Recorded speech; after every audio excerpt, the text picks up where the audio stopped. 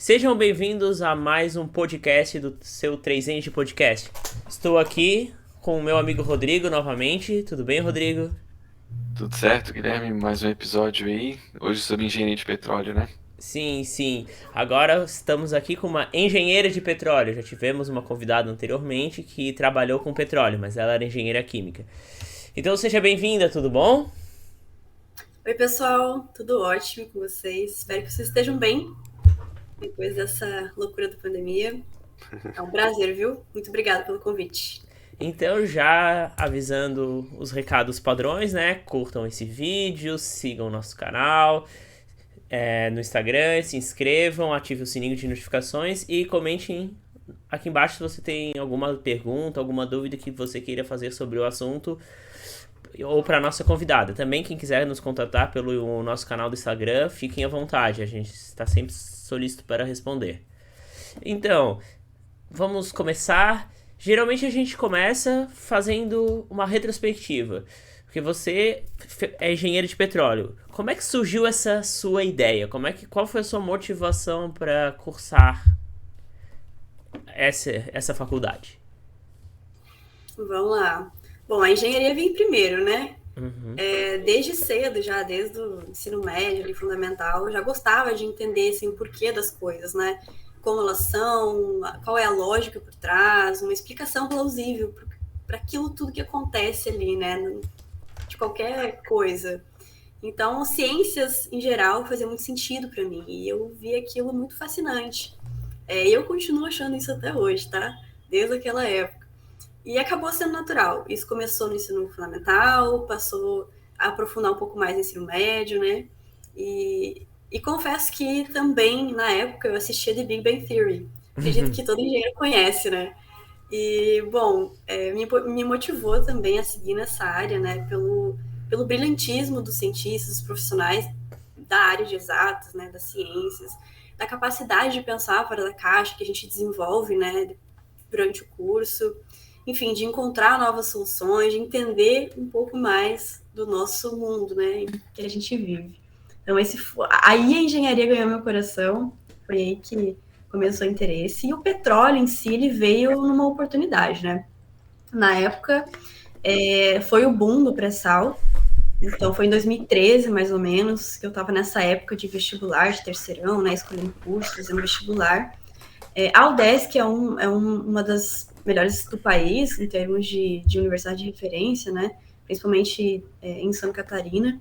Então, eu estava estudando e prestando vestibular para universidades públicas na época e resolvi fazer. O curso era um dos mais concorridos, eu não me lembro bem, mas era em torno de 33 por vaga para mais. Então foi um desafio assim, para mim. Falei, bom, vou tentar. Me apliquei, fiz, passei e abracei a oportunidade. Assim, e a engenharia de petróleo em si, ela traz muito de tudo isso que eu acabei de comentar, né? De envolver muito essa lógica, de ter muita tecnologia, ser uma indústria muito inovadora, que quebra barreiras, sabe? E que alimenta o desenvolvimento do nosso país, né? Da nossa economia também. Então, o petróleo em si não é só combustível, tá, gente? Então, ele é uma gama gigante aí de oportunidades para o nosso país e ajuda muito a nossa economia a crescer. Então, foram pontos como esses que me fizeram abraçar o curso mesmo e me joguei. E hoje estou aqui finalizando meu mestrado na área de energia. Gostei Olha muito. só. O curso realmente é concorrido, porque em 2013 eu também estava fazendo vestibular e tentei ali engenharia de petróleo. Eu lembro que a nota era alta também, não consegui passar. Então, até parabéns, né, por ter passado. E tirar da tua É, vaga? o- Não, tô brincando. não, mas eu nem acho que eu nem fiquei muito perto. Uma coisa ali que tu falou, beleza, a engenharia realmente é algo que tu já, né, desde pequena tinha essa questão, né? Mas a engenharia de petróleo, assim, pelo que tu explicou, tu não ficou em dúvida, assim, com outras engenharias, né? Foi algo. Não te passou pela cabeça fazer alguma outra engenharia? Não te interessou, assim? Ah, passou, com certeza. Na verdade, a minha primeira escolha era engenharia química. Uhum. Inclusive, até eu assisti o outro podcast, né? A Hum. moça era engenheira química, que trabalha com petróleo. Eu sou um pouquinho inverso, né? Eu entrei pro petróleo, mas tinha esse viés mais para engenharia química. E a minha primeira opção era engenharia química, porém surgiu essa oportunidade lá naquele momento e eu pensei, por que não? Pesquisei sobre o curso, né? Não foi assim uma decisão aleatória. Então, eu pesquisei sobre o curso, pesquisei sobre a área, entendi o que fazia, de certa forma, né? Porque ainda o curso em si na UDESC, quando eu entrei, era bem incipiente. Eu fui a 5ª turma, se eu não me engano, da UDESC nesse curso. Em Balneário, para quem não conhece, né? O campus de engenharia de petróleo fica no CESF, que é em Balneário Camboriú, Santa Catarina. Eu ia falar isso agora. E é um curso, agora não é mais tão novo, né? Já faz aí um tempinho. Mas na época era. Então, a gente tinha uma certa limitação de conhecimento na época do que fazia, como fazia. A gente estava longe do polo petrolífero, né, em si, que é Rio de Janeiro, São Paulo, Macaé. Então, a gente ficava um pouquinho deslocado desse polo, mas mesmo assim, não deixou nada a desejar o curso. É um curso excelente. E assim, agora no meu mestrado eu vejo, estou fazendo mestrado aqui no UFRJ, na COP, e eu vejo quão maravilhoso foi o curso, assim, no sentido de trazer conteúdo, trazer conhecimento, de, sabe, aprofundar e não deixar a desejar. Os professores tinham muito conhecimento nível doutorado, né, como toda escola, como toda universidade pública. Então foi um curso bem, bem diferente, do que a gente é acostumado a ver, né, nas engenharias mais clássicas, mecânica, elétrica e tal. É um curso bem, bem instigante, eu diria. Assim, eu me surpreendi positivamente quando eu entrei. A gente tem o ciclo básico da engenharia, né, cálculos, físicas, álgebra, tudo normal da engenharia. São 3 cálculos também? Não, a gente fez 4 cálculos e um outro mais voltado para cálculo numérico. Tem bastante cálculo, é bem pesado no nosso curso. Tivemos, eu acho que foram 3 ou 4 físicas, não me lembro bem agora.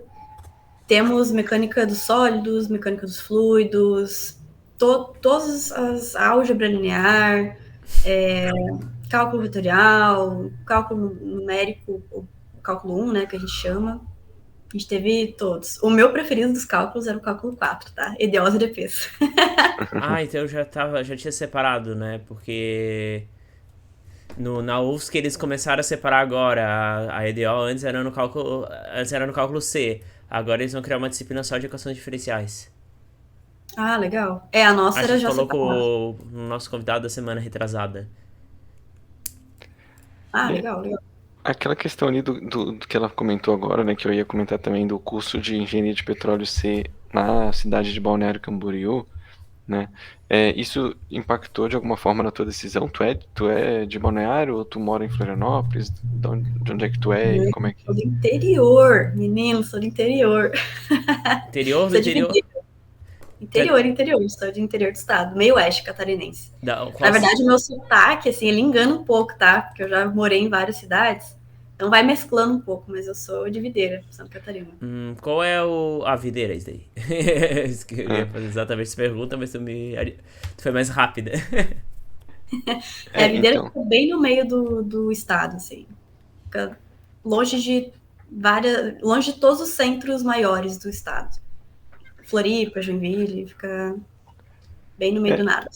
então o fato da engenharia de petróleo ser em Balneário Camboriú, tipo, não impacta tanto, porque de qualquer jeito, se tu fizesse ela ou outra engenharia aqui por Floripa, né, terias que acabar morando pra cá de qualquer jeito, né? E como é que foi essa adaptação, assim, quando tu saiu de casa, foi morar em outra cidade, fazendo um curso novo, né? Não é mais ensino médio, não é mais colégio tirando 9 e 10. Como é que foi essa Saindo de adaptação no Videira início do pra uma curso? Balneário Camboriú com prédios gigantescos. Pô, Videira pode ser interior, mas já tem prédio, tá? Mas Só não tem praia. até Mas tem... quem mora em Florianópolis se impressiona com Balneário Camboriú. Sim. Não, realmente foi muito bom. Eu sempre quis, na verdade, explorar outros lugares. Eu sempre fui muito solta nesse sentido, né? Sempre gostei de desafios, de conhecer lugares novos. Então, assim, eu não tive problema com, assim, sair da minha cidade, sabe? Então, inclusive, era algo que eu queria. Sair da minha cidade, expandir, sabe? Ver outras ideias, conhecer outras pessoas, ver o mundo de uma forma diferente. E foi isso que aconteceu.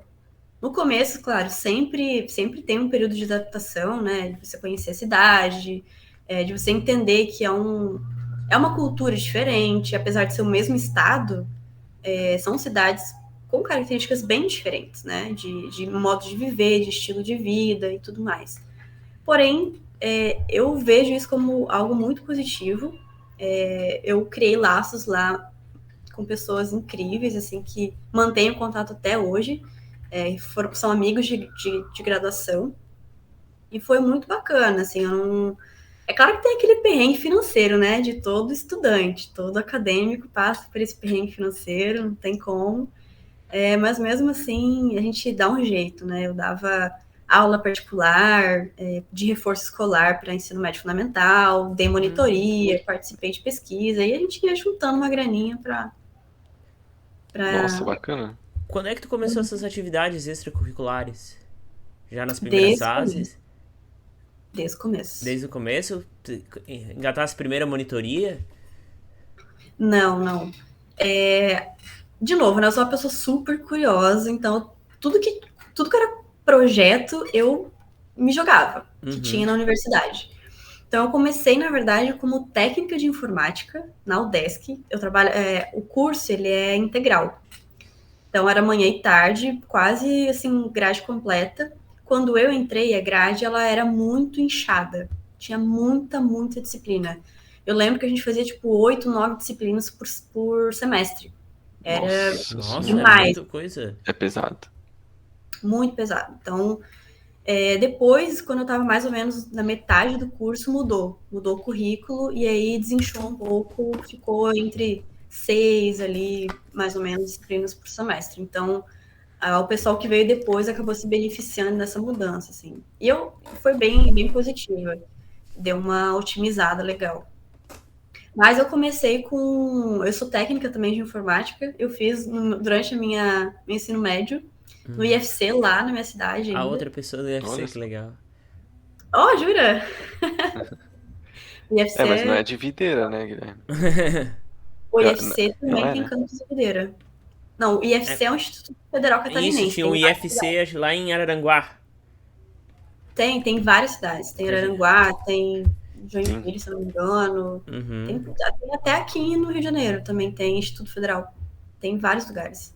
É como se fosse uma universidade também, né? De graduação também. E aí, então, me formei em técnico de informática no ensino médio, e aí, com isso, acabou me abrindo essa porta logo de cara na graduação, né? Então, eles precisavam de alguém para ajudar nessa parte de TI, e aí foi onde eu peguei a primeira bolsa. E aí eu trabalhava à noite. Então, era, se eu não me engano, 20 ou 30 horas semanais que eu fazia. Eu peguei só meia bolsa. É pesado? A pessoa já faz tempo integral ali, 8, 9 disciplinas por semestre e ainda trabalha à noite 20, 30 horas. Nossa Senhora.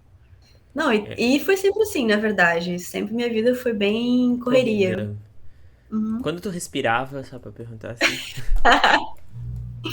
Mas essa dinamicidade até que não sei se eu acostumei, mas eu gosto, assim, de fazer coisas diferentes, com pessoas diferentes, eu acho interessante. Sempre aprende alguma coisa, né?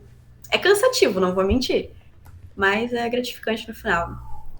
E aí comecei, então, com TI, e aí fui, enfim, conhecendo os professores, entendendo um pouco mais as oportunidades da universidade, e aí eu fiz algumas pesquisas de algumas iniciativas que tinha na época. E aí depois veio a monitoria, que foi, assim, de todas as iniciativas. Aliás, a monitoria e o capítulo estudantil foram as duas iniciativas, assim, que eu carrego com muito carinho, porque eu cresci muito, gostava muito de fazer aquilo. E, assim, eu criei vínculos também incríveis fazendo esses dois trabalhos, né? A monitoria era com um professor, que é um professor, assim, que eu tenho grande admiração por ele, tenho essa amizade, né, esse vínculo até hoje com ele, é o professor Carlos Eduardo. Um abraço, inclusive, se ele estiver ouvindo. Foi na parte de engenharia de poços, que é uma disciplina bem técnica dessa área, né, aplicada. E eu fiquei 2 anos como monitora. Oh, parece eu criei raízes na monitoria. Eu só saí porque eu não podia mais ficar. Eu também só saí porque eu não podia mais ficar, mas graças a isso eu conheci o Rodrigo. Ele me substituiu. Eu fui o monitor depois do Guilherme. Olha que legal. Mas eu, Sim. tipo, fiquei muito tempo. Muito tempo mesmo. Era monitoria de quê? Hidráulica. De hidráulica. Ah, maneiro. Sim. Super interessante também. O que que... Só fala um pouquinho dessa tua matéria que tu dava na monitoria. Engenharia de poços, né, que tu falou. Isso. É uma das grandes áreas do petróleo. As mais famosas, né, eu diria, assim, que todo engenheiro de petróleo conhece, assim, eu já ouviu falar. Uhum. Tem reservatórios, tem poços, tem a própria geologia e geofísica. Essas duas não é uma área da engenharia, mas é uma área bastante que influencia bastante, tem bastante contato, né, com a gente. E poços, então, é a minha preferida, assim, de todas as grandes áreas. Tem outras, tá, gente? Eu citei algumas aqui. E, bom, vocês sabem o que é poços? Assim, tem alguma ideia? Já ouviram falar? Ou... A gente viu mais ou menos a convidada que é engenheira química falou, mas ela não detalhou. Se quiser, pode ficar à vontade. Ah, legal. Sim. Bom, poços... Sabe aquele poço artesiano de água? O princípio é o mesmo. Drilling. Você faz um buraco na terra, basicamente, né, na rocha, para tirar hidrocarboneto de lá. Claro que tem várias fases, tem vários procedimentos, processos aí no meio para conseguir fazer isso de forma segura, de forma mais eficiente, né, que resguarde a vida das pessoas que trabalham ali, do meio ambiente, do próprio ativo. Mas, assim, em resumo, de forma bem simples, a gente perfura um buraco, claro, tem uma localidade certa em que essa localidade é estudada por esses profissionais que eu comentei, né?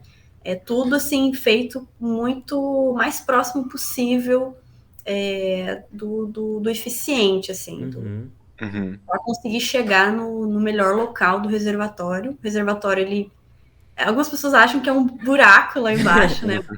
Gente, é uma rocha sólida, mas dentro da rocha tem poros, e esses poros são interligados, né? São permeáveis, e dentro desses poros existe o hidrocarboneto. Então a gente vai furando, até chegar nesse reservatório.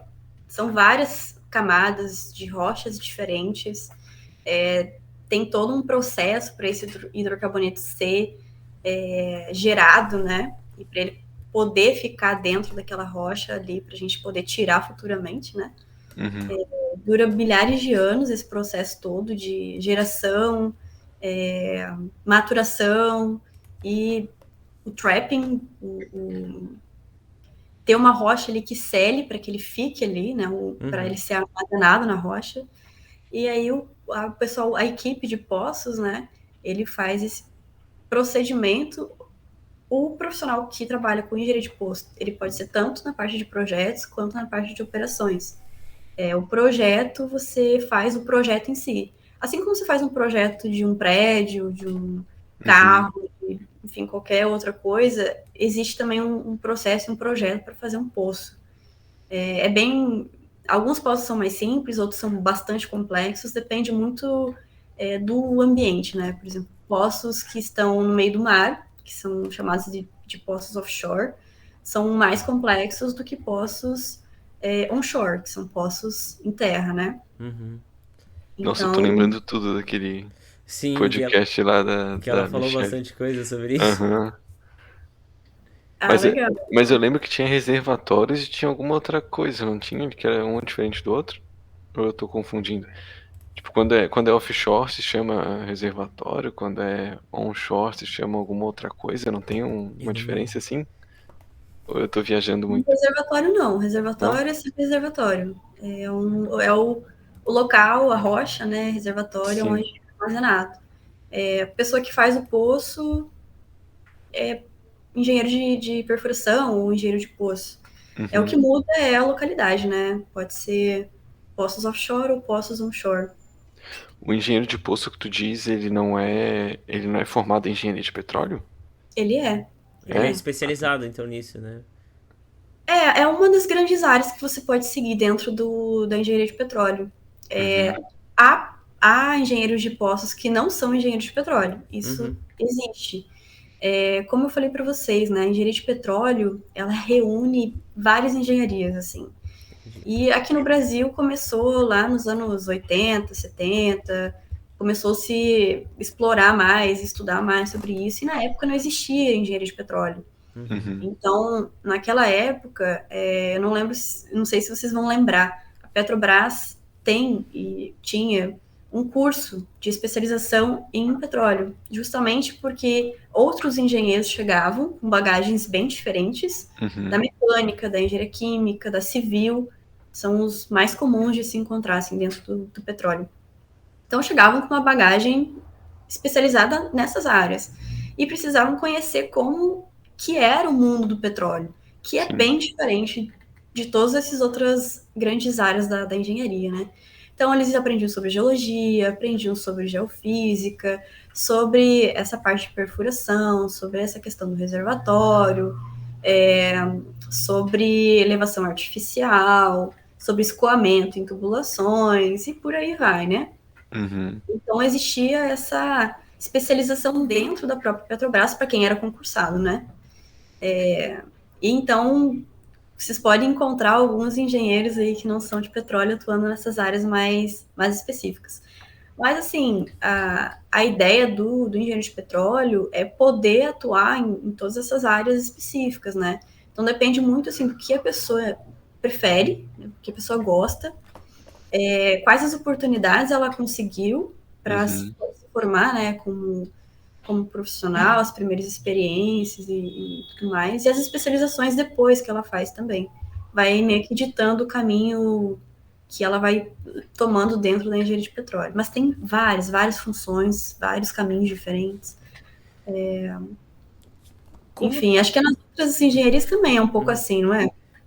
Sim, é uma pergunta, como tem vários caminhos diferentes, vocês meio que escolhem esse caminho ou tem várias disciplinas obrigatórias? Não sei se de várias áreas diferentes. Porque às vezes tu faz o teu próprio caminho nas optativas. E só que ou todos esses caminhos já são apresentados no curso. Você entendeu o que eu quis dizer, né? Sim, entendi sim. Na UDESC, depende muito de universidade para universidade. Uhum. Na época que eu estava no curso, eu tinha colegas em vários estados, a gente era bem conectado, assim, os engenheiros de petróleo de várias universidades, a gente se encontrava através dos capítulos. São tipo diretórios acadêmicos, assim, só Sim. que são organizações mais focadas, digamos assim, no petróleo. E a gente fazia eventos e tal, e a gente conversava bastante. Então, dependendo da universidade, tinha um foco mais específico. Tinha universidades que davam um foco maior em reservatórios, não tinha mais disciplinas sobre essa área. Entendi. Outras Uhum. davam um foco mais em postos, então tinha mais disciplina sobre isso. Mas, assim, na UDESC era bem geral. A gente aprendia tudo de tudo.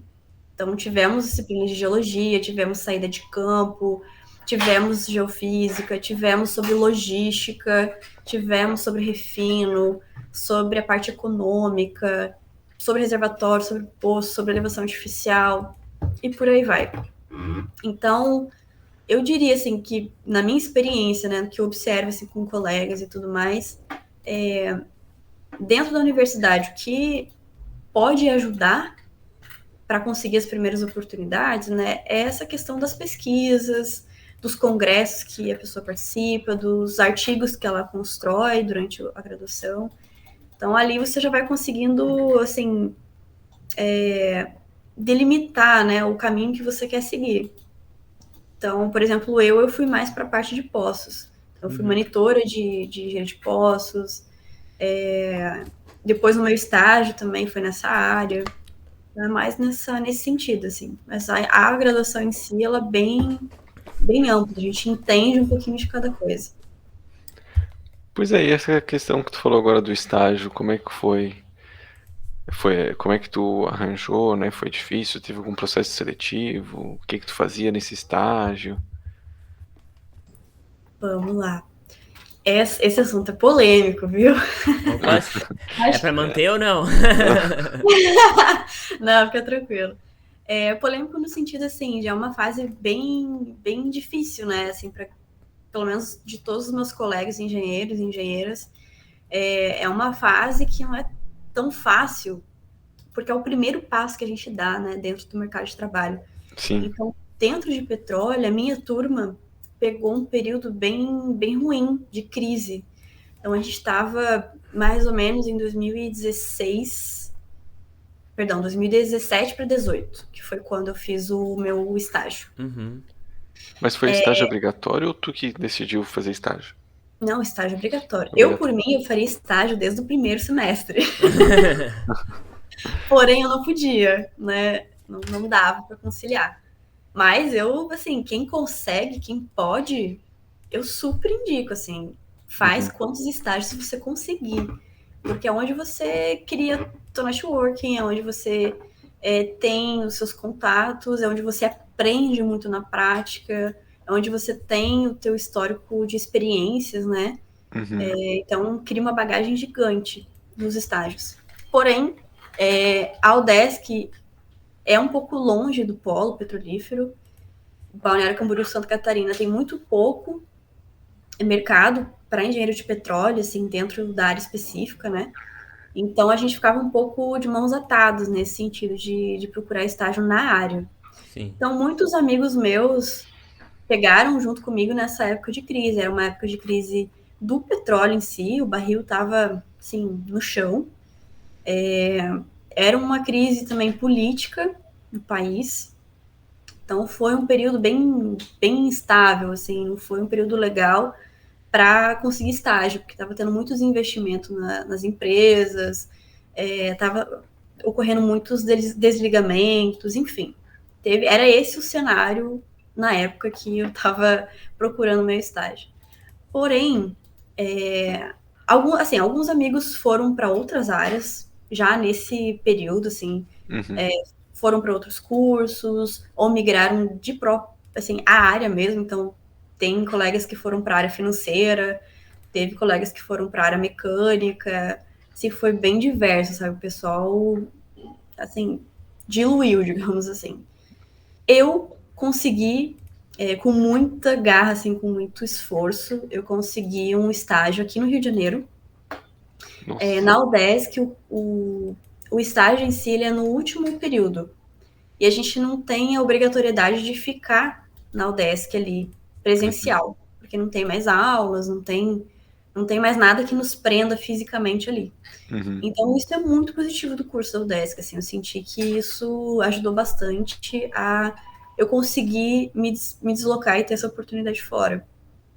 Sim. Mas, assim, eu já vi colegas que estavam fazendo disciplinas e estagiando em Pomerode, por exemplo, que é uma cidade próxima ali de Blumenau, que conseguia conciliar, enfim, fazia as disciplinas, fazia as provas em alguns dias e conseguia ir para o estágio. Então, assim, cada caso foi um caso e a gente tinha esse contato muito próximo com os professores para conseguir viabilizar isso, sabe? Porque os professores sabiam que o quão era importante para a gente ter essa primeira oportunidade de estágio para depois conseguir a primeira oportunidade de trabalho mesmo, né? Como engenheiro. Então, o que me ajudou a conseguir o primeiro estágio, no meu caso, o único estágio, foi a minha rede de networking, que eu criei durante a graduação. Lembra que eu comentei que tinha 2 iniciativas que eu amei, assim, durante a graduação, que foi a monitoria de engenharia de poços e o capítulo estudantil? No capítulo, eu trabalhei mais ou menos 1 ano e meio como vice-presidente. Essa instituição é uma instituição que promove esse conhecimento técnico dentro da área de petróleo, é muito ligada às empresas, aos profissionais da área, a gente sempre está tentando aproximar a academia e a indústria, né? É Uhum. uma instituição que tem isso no CERN, né? E aí, nesse período, eu e minha equipe da época, a gente desenvolveu, organizou o primeiro workshop de petróleo da UDESC. E aí foi um ano bem intenso, assim, porque foi um aprendizado exponencial para a gente, em termos de gerenciamento de projetos, em termos de contato com indústria, enfim, tudo. E aí a gente, para conseguir fazer esse workshop, foi um super evento, gente. Foi assim, 4 dias de evento, foram mais de 32 pessoas palestrando, mais de 300 pessoas presenciais, assim, que passaram pelo evento. Então foi um mega evento que a gente fez, assim, foi suado também, viu? Nossa senhora. E foi o primeiro, né? E foi o primeiro, assim, Nossa. foi tudo muito novo. Mas foi super legal. A gente trabalhou pra caramba, mas valeu muito a pena, assim. Será que existe até hoje esse evento, assim, anualmente lá? Ai, que Existe legal, até deve hoje, dar um inclusive. orgulho ver quando é realizado. Muito, muito. Inclusive tá acontecendo agora, esses dias aqui agora. Começou, se não me engano, ontem. A 6ª ou a 7ª edição do... Ontem, 27 de junho, pra situar o nosso ouvinte. E de vez em quando tu vai lá ou não tem mais vínculo nenhum com esse evento?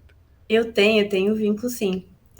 Mas eu vou deixar para falar um pouquinho mais para frente, só para me concluir então a história do estágio. Tá. E aí, para construir esse evento, então, que foi gigantesco, assim, tinha mais de 20 pessoas na equipe envolvida para fazer acontecer, a gente preparou uma expedição, quase, para o Rio de Janeiro. Então, assim, a gente organizou uma viagem low cost, assim, para a galera. A gente reuniu umas 40 pessoas num ônibus, pensa, gente, num ônibus, saiu de Balneário para o Rio de Janeiro. Com quase 24 horas de viagem. Meu Deus. Mas Sim. bacana também. Foi super legal, porque foi onde a gente veio para o Rio para participar de um outro evento, também na UFRJ naquela época, que era a Espetro, que também era organizado pelo capítulo da UFRJ. E aí a gente vai conhecendo os profissionais, pegando os contatos e tal. E foi onde eu conheci algumas pessoas, eu trouxe elas para o nosso evento, aqui, na época, lá em Santa Catarina, né? E, inclusive, naquela época, eu também era responsável pelos patrocínios desse evento, para conseguir bancar o evento, né? Financiar o evento. Uhum. E a gente fez uma parceria com a Barra Energia, trouxemos, né, os profissionais, trouxemos eles como sponsors. Foi um sucesso, eles adoraram o nosso trabalho, adoraram o evento. No ano seguinte, eles foram patrocinadores de novo, por isso. E aí eu comecei a criar esse vínculo com essa empresa. Eu gostava muito do que eles faziam. Era uma operadora que não operava na época, né? Não executava no campo em si, mas era parte do consórcio. Então, a gente tinha essa ligação direta com os projetos de exploração e produção. E aí eu comecei a conversar e mandar currículo e fazer processo seletivo. E, bom, vocês sabem, né? Uhum. A gente manda 200, 300 currículos e é muito não que a gente recebe. Então, assim, eu já estava quase... Na verdade, estava com as malas prontas, literalmente, para voltar para minha cidade, porque eu já não tinha mais essa perspectiva, né, de conseguir um estágio. E aí, nos 45 do segundo tempo, eu consegui esse estágio na Barra Energia através dessa rede que eu construí, assim, desse trabalho que eu fui construindo ao longo do tempo, né. Foram anos, tá, gente? Até o workshop, o primeiro, foi em 2016. Eu fiz meu estágio em 2018. Então, assim, foi uma construção, mostrando o trabalho, mostrando a competência para ir conseguir. Fiz as entrevistas, fiz todo o processo e aí passei. E vim, me joguei. E como é que é esse estágio no Rio, né, já que a graduação é em Balneário? Tu teve que arcar com o custo de moradia e etc? Ou até por acaso alguém esteja fazendo engenharia de petróleo ali em Balneário, né, para já ficar ciente dessas questões? Sim. Todos os custos de viagem, de moradia, de alimentação, de transporte, tudo é pessoal. É a gente que... Nossa, você não gasta nenhum auxílio? A gente tinha a bolsa estágio. Mas não, a bolsa... além da bolsa, é o que eu quero dizer. Além da bolsa, a gente tinha vale transporte. Ah, tá. Me ver, na época, eu acho que era vale refeição também. Mas depende muito de empresa para empresa, mas assim, inicialmente, todos os custos da vinda para cá são por conta do estagiário, da estagiária. O estágio era quantas horas? Porque eu tô pensando aqui um estágio mais ou menos de umas 20 ou 30 horas, né, a pessoa ganha a bolsa ali e ainda tem que pagar algum aluguel, alguma coisa para se manter e depois alimentação, eu acho que sobraria bem pouco assim, né? O salário Não, era na bom verdade, ou realmente ficava apertado?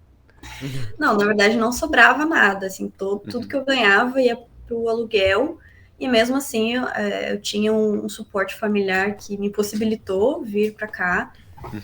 Foi perrengue de novo, foi perrengue, mas assim, eu consegui vir para cá e fazer, mas assim, todo o meu salário ia para pagar aluguel e faltava. Então, assim, eu só consegui vir porque eu tive esse suporte familiar que me ajudou nesse começo. Mas realmente, assim, para quem quer sair de lá, tem que ter em mente que tem que ser muito mente aberta. Não pode ter muita frescura nesse sentido, sabe? Tem que saber que, bom, é um período e, assim, vai passar apertado, né? Mas é um período e vai ser importante para a próxima fase, né? Próxima etapa. E como é Então que foi uma essa. pessoa, Opa, desculpa, pode pensar. não, então uma pessoa assim que mora em Balneário ou em Camboriú, que é do lado, Itajaí, né, essas cidades próximas ali, ela fazer essa engenharia porque é ali, né? Não é um pensamento muito bom, né? Porque ela, querendo ou não, depois de se formar, de alguma forma, ela vai precisar sair dali, né? Porque, como tu falou, o polo não é ali naquela região, né? Tem oportunidades, dependendo do que você quer seguir. Eu tenho amigos que depois foram para a área de programação, por exemplo, que estão trabalhando aí em Floripa. Uhum, E tem amigos que foram para a área de desenvolvimento comercial, que também estão aí na área, estão aí na região. Outros que foram para a área de desenvolvimento de negócios, inovação, tecnologia, pesquisa. Então, assim, dependendo da área que você quer seguir, é possível sim ficar em Santa Catarina. Porém, se você quer trabalhar com exploração e produção, como engenheiro de poço, engenheiro de reservatório, essas áreas mais, digamos assim, técnicas e bem específicas, é bem mais difícil, porque não tem operador ali na região mais. Tinha a Petrobras, só que o polo da Petrobras ali de Itajaí fechou. Então, as operações em si não tem em Santa Catarina. Então, realmente, vai ter que migrar para o polo aqui, para o Rio de Janeiro, Macaé, alguma coisa em São Paulo, Santos. O polo não, ali, a Petrobras, a atividade em Itajaí, ele fechou em que ano, mais ou menos, tu lembra? Será que existe a chance do curso de engenharia de petróleo parar de ser dado aqui na região por causa disso? Eu acho que não. Eu acho que não. Bom, não sei, né? Eu não posso falar, porque eu não tenho contato tão Expectativas. direto. Olha a pressão. Eu creio que não. Assim, eu creio que o curso em si não vai fechar aí na UDESC por isso, assim. Porque desde o começo, na verdade, foi assim. Né? Já era sabido que não tinha. O polo não era ali. Então, acho que por esse motivo, não vejo risco de cortar, não. Mas, assim, é legal o pessoal que está entrando agora entender o que quer para o futuro, se realmente quer migrar para um outro estado. No Nordeste também tem alguns polos lá que tem exploração, então não é só Rio de Janeiro, né? Tem outras cidades também, outros estados que têm possibilidades. Então, assim, se a pessoa quer realmente ficar em Santa Catarina ou quer ficar no interior do estado, tem que entender quais são as possibilidades para ela ali, né? Então, vai muito, assim, de pessoa para pessoa. Eu sempre quis trabalhar muito nessa área específica, tanto que eu fui para uma área bem técnica, né, no meu estágio. Eu trabalhava com perfuração e produção, então eu monitorava e trabalhava com 2 projetos da empresa na época. E foi maravilhoso, assim, foi um dos períodos mais entusiasmantes para mim, assim, mais empolgantes para mim, em termos de tudo era novo, era a minha primeira experiência profissional, assim, na área, rodeada de profissionais incríveis, assim, profissionais com 30, 40 anos de experiência, assim, pessoal, Uhum. muito alto nível de conhecimento, de experiência de campo. Então, e assim, eu pude ir a campo também. Então, assim, foi sensacional, sensacional. Além da carga horária, quais outras dificuldades que tu apontou no curso, no tua caminhada nesse curso de engenharia de petróleo? Tu acha que eu tenho algumas matérias muito difíceis? Tu acha que tem muito matéria de projeto? Explica mais ou menos quais são as principais dificuldades que alguém passaria fazendo esse curso. Vamos lá. A carga horária agora tá um pouco mais tranquilo, Aham, em comparação com a grade do curso anterior, tá? Que a grade mudou ali no meio do caminho. sim. Então, o peso da carga horária deu uma certa aliviada. Então, tem bem menos matérias agora. Todo curso de engenharia tem aquelas disciplinas que, putz, tira o sono do pessoal, né? Engenharia de petróleo não é diferente, não, tá? Cálculo sempre é o terror da galera. Cálculo 1, principalmente, na minha época, pelo menos, foi um divisor de águas, assim.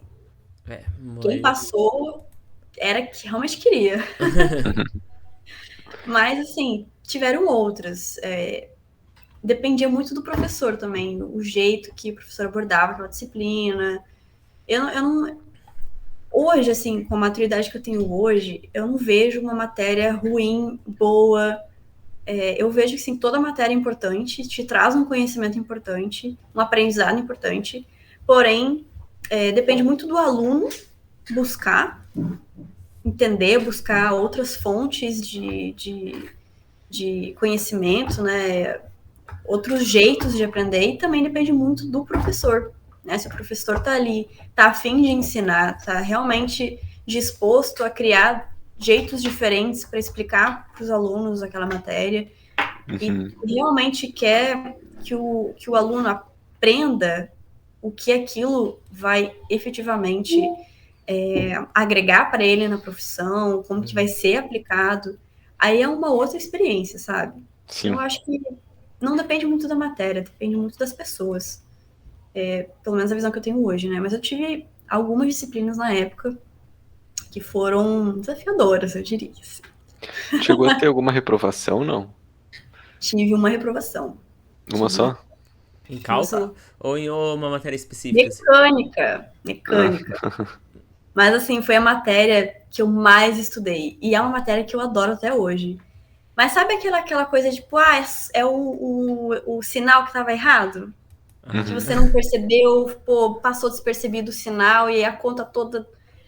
Então, era isso. Foi isso que acabou me reprovando. Não era nem falta de entendimento da matéria, falta de fazer as perguntas, né, e tal. Não foi nada disso. Foi realmente essa falta de atenção naquele sinal que, putz, é um momento de lapso que você tá ali na correria. Eram provas longas, eram provas difíceis. Então, assim, não tinha muito tempo para respirar. Você ia, tipo, sentava na cadeira, baixava a cabeça e ia. Rezava e ia, não. É, e foi assim. Mas, assim, foi interessante. Depois eu fiz de novo essa disciplina, passei com uma nota, tipo, 8. E, assim, nossa, para mim foi um choque muito grande, porque eu sou uma pessoa que me cobro muito desempenho, né, eficiência. Então, no final, eu fechei a minha nota média perto do 8. Então, assim, eu me cobrava muito isso. E Uhum. você sabe o quanto é difícil chegar com o CR8 no final do curso, né? De engenharia. Sim. Então, para mim, essa reprovação, assim, cara, foi pesada, sabe? Foi um trabalho mental que eu tive que me desprender disso e falar, não, eu tô aqui para aprender, eu cometi erros, Uhum. beleza, entende onde errou e faz diferente agora. Então, foi Sim. assim. Como é que foi para vocês? Vocês já tiveram uma reprovação? Eu Então, não. a gente tem até um episódio falando sobre a minha trajetória, um episódio falando do Guilherme, quem quiser assistir, né? Sim, Mas eu tive uma reprovação em Física 3 e o Guilherme, não eu tive reprovação, não. não recordo. A matéria que eu mais suei foi microbiologia. Por causa, já contei a história da prova prática, que tu tem que responder uma pergunta. A prova prática era sim. assim, tinham 10 perguntas pra fazer, 10 perguntas ou atividades. E os alunos entravam em fila, assim. Tipo, tocava o sino, o primeiro aluno fazia, respondia a primeira questão. Tocava o sino de novo, É que depois era de no 2 minutos. laboratório, né? Isso, Era no laboratório. laboratório. O aluno passava para a próxima pergunta e o de trás respondia a primeira. E daí tu ia vendo a tua nota caindo a cada pergunta, assim, porque tu não sabia responder, porque eram perguntas muito rápidas. E aquilo me surpreendeu. E isso foi a pior matéria, assim. Não que foi a matéria mais difícil, mas a matéria que eu mais penei para passar, digamos assim. Eu reprovei em Física 3, mas é bem essa questão, depende do professor, né? Porque depois eu fiz no semestre seguinte com uma outra professora, tipo, super gente boa, super atenciosa ali, explicar bem, uma didática boa e foi super tranquilo, assim, eu passei com quase 10, assim, acho que 9, 9,5, sei lá. Então foi bem o que tu falou ali, Eduardo. E vários convidados já vieram aqui no nosso podcast, falaram sobre reprovações também, e todos eles falam, assim, que é algo, né, normal, que acontece, não tem problema, né? A gente faz de novo ali e consegue passar, né? Isso não é só porque Não é reprovou um que tem que crime, desistir do assim. curso, né? Não, Tu não não precisa esse pode. drama todo, Não né? precisa. Não é o final do mundo, não. É, E o mercado de trabalho não tá nem aí se tu reprovou, não. Essa é a realidade. isso. Isso é uma Exato. coisa ficou bem evidente também que todo mundo fala. Não, eu concordo 100%, viu? Sim. Até hoje, assim, ninguém nunca me perguntou, você reprovou uma matéria na faculdade? Ninguém nunca me perguntou isso em entrevista. Já me perguntaram se R, isso já. Mas também não é o mais relevante, tá, gente? O que eu vejo, pelo menos dentro da minha experiência, né, da área que eu tô hoje, é o que você fez extra curricularmente, né? Como que você buscou conhecimento, como você buscou se aperfeiçoar. Isso sim conta muito para Sim. conseguir as oportunidades. Mas assim, reprovações realmente não é o mais importante. Pessoal, quem está assistindo, não se descabelem. Se vocês já reprovaram ou se estão passando por alguma dificuldade na disciplina, dá uma respirada, né? Faz terapia se precisar. Volta de novo. Vai dar certo. Em relação ao curso de engenharia de petróleo, como é que era a proporção assim de mulheres e homens quando tu entrou no curso? Porque tem alguns cursos que a gente sabe que é uma proporção bem desproporcional, né? Por exemplo, uma engenharia elétrica, uma engenharia mecânica. Alguns outros cursos são mais equilibrados, como a engenharia sanitária, que era o meu curso do Guilherme, né? Então, como é que é o perfil da engenharia de petróleo lá na UDESC quando tu fez? Na época, felizmente, era bem, eu não diria bem equilibrado, mas tinha uma porcentagem interessante de mulheres que entravam no curso. Poucas acabaram se formando, né? Na verdade, poucos alunos em geral acabam se formando. Mas, assim, infelizmente, esse curso é um curso que tem uma presença feminina. Isso é muito positivo. A gente sabe que não é a realidade da grande maioria dos cursos, de engenharia, pelo menos, né, na área de STEM, que é ciência, tecnologia, matemática, engenharia. E é um trabalho, né, um processo, essa área de diversidade de gênero. E é uma área que eu gosto muito de falar, de compartilhar, de trazer experiências, justamente porque eu trabalho há mais de 4 anos com uma iniciativa que se chama WIN Brasil, Women in Energy Brasil.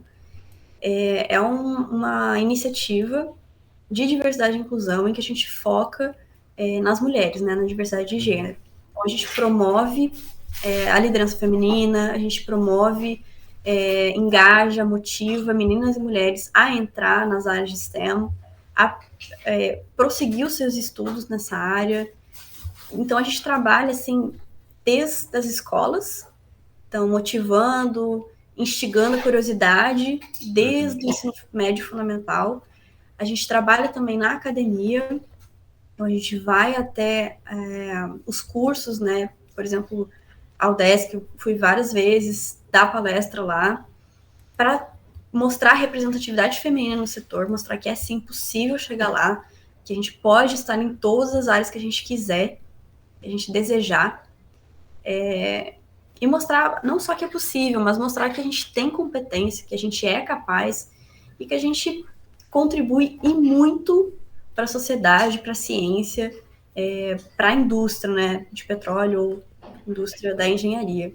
Então, a gente dá essas palestras, dá mentorias, dá cursos, dá treinamentos, faz capacitação técnica. A gente também trabalha com um público que já se formou, então, pessoal, desde jovens profissionais até profissionais sêniores, líderes. A gente também tem programas e projetos, né, voltados para essas pessoas, no sentido de, nesse público, é mais no sentido de trazer o conhecimento que elas já têm, né, compartilhar, disseminar conhecimento técnico, compartilhar as vivências e experiências desses talentos. E é uma iniciativa sensacional, o pessoal que está nos ouvindo, fica o convite para conhecer as redes sociais aí do WIM Brasil. É uma iniciativa incrível, tem um time sensacional por trás disso tudo. Somos todas mulheres hoje que fazemos tudo isso acontecer. Nós temos, inclusive, se vocês têm interesse, ano que vem vai abrir inscrições para o programa de mentoria para jovens profissionais.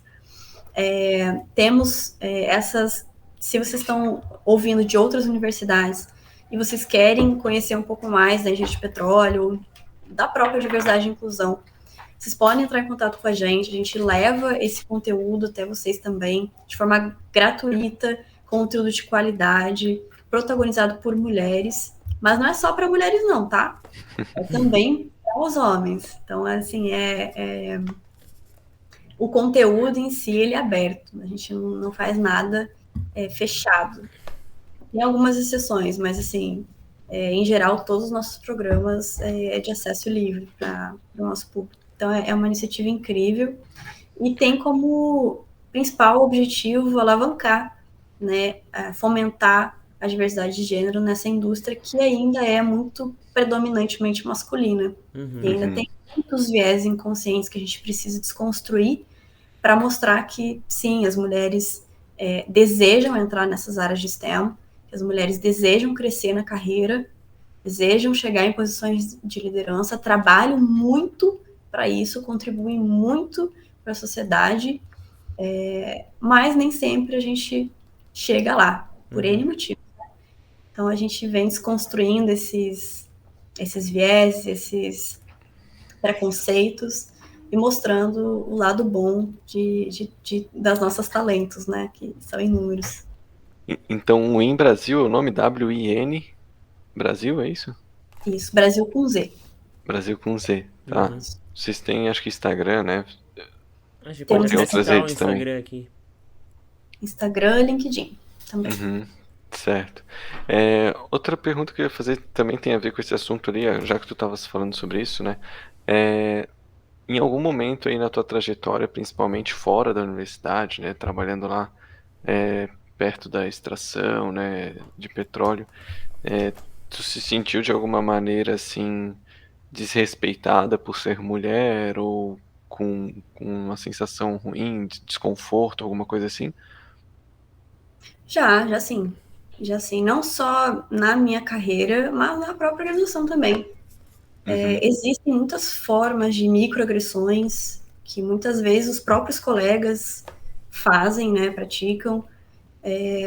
Então, sim, um dos obstáculos que as mulheres têm durante a sua vida acadêmica e profissional é justamente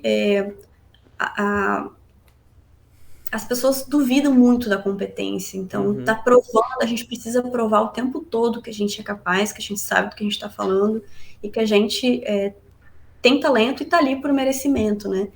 Então, infelizmente, isso ainda é uma realidade, já passei por isso sim, não deixei isso me abater, inclusive o WIM Brasil me dá, assim, eu coloco as minhas forças, os meus esforços dentro do WIM Brasil justamente para quebrar esse ciclo, para mostrar esse tipo de microagressões, eu diria, né, de viés inconscientes, às vezes culturais até, mostrar como que a gente pode sair desse ciclo, ensinar, né, compartilhar conhecimento, compartilhar os nossos talentos, mostrar que existe sim muitos profissionais já formadas que querem oportunidades, que estão muito preparadas, muito mais do que precisaria para uma determinada vaga, por exemplo, e que a gente está aqui, a gente quer e a gente está conseguindo, está conquistando aos poucos o nosso espaço, a passos lentos, tá?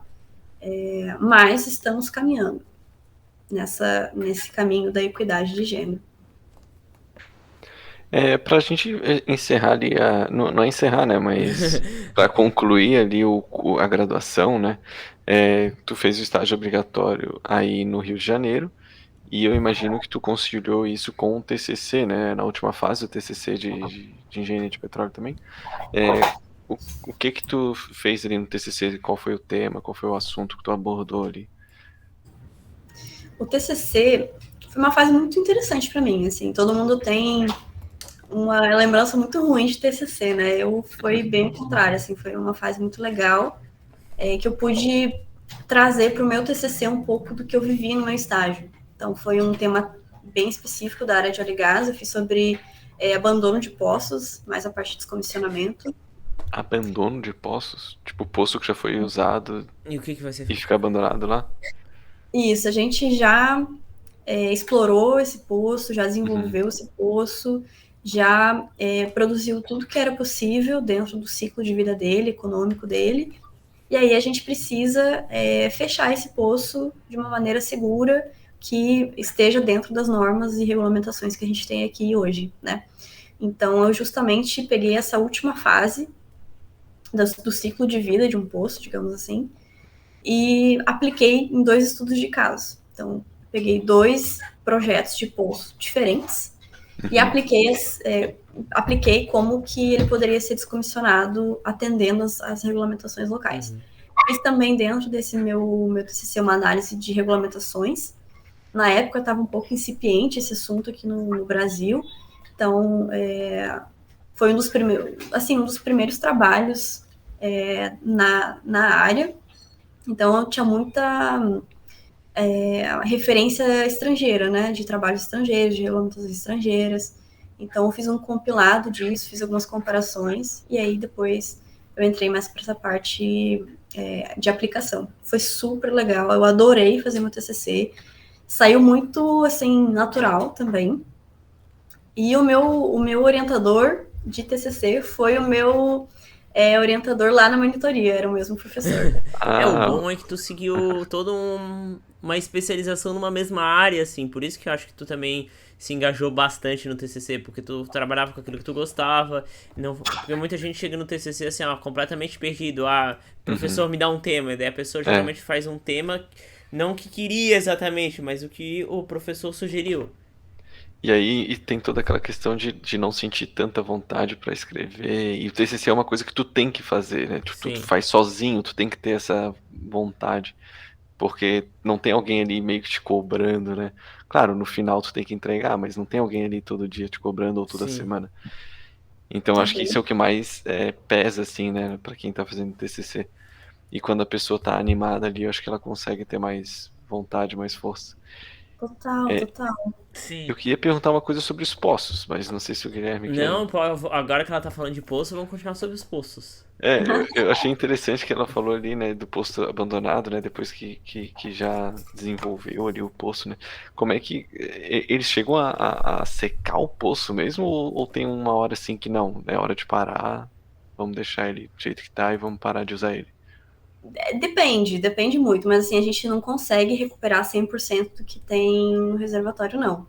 Tem um fator de recuperação, tem técnicas, inclusive, que são usadas para aumentar esse fator de recuperação, que é uma das áreas também que é possível seguir dentro de engenharia de petróleo.